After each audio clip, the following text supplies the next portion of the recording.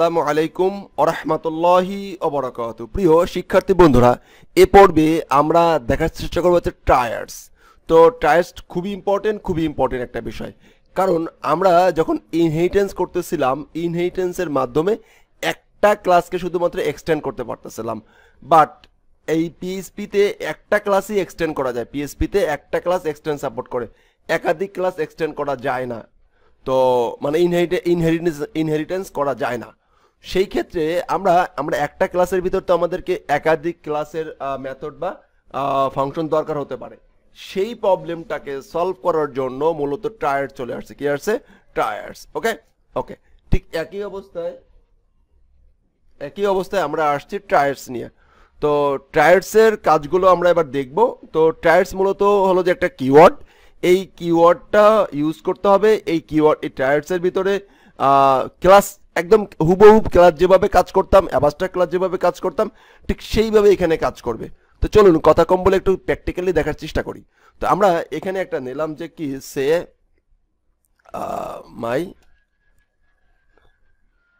একটা ফাইল নেই হচ্ছে মাই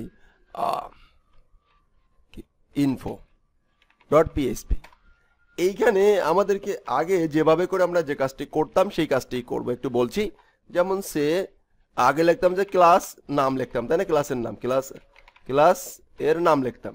এখন আমরা যেটা লিখবো TRAIT ট্রাইট অ্যান্ড ট্রাইটের নাম, যেমন হচ্ছে যে PR person info. That's it. এ হলো শেষ।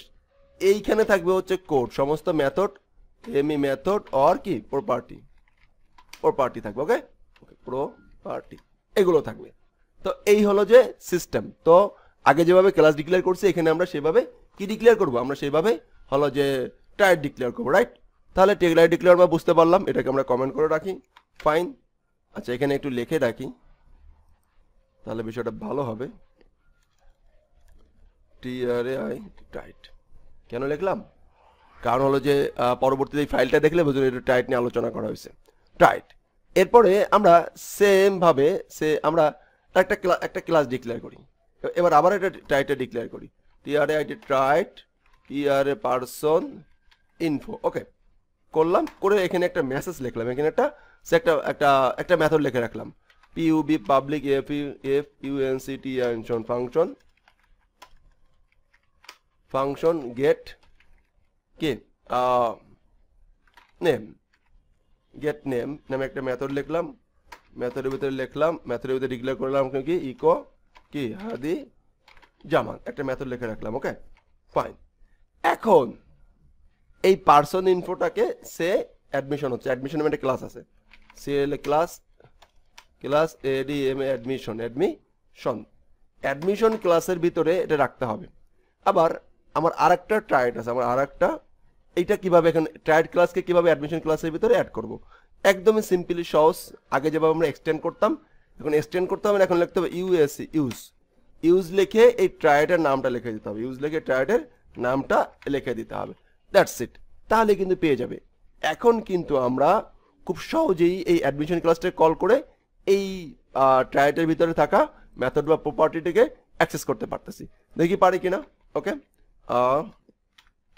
এডি ইকুয়াল নিউ অ্যাডমিশন এটাকে কল করলাম, ফাইন। কল করে এখন আমরা এটাকে চেক করি যে কি আসে কিনা। আচ্ছা, অ্যাড ইমপ্লাইজ দ্যাট কি get name. Okay get name চলে আসছে। এখন যদি আমরা এটাকে চেক করতে চাই তাহলে কি আসে দেখি।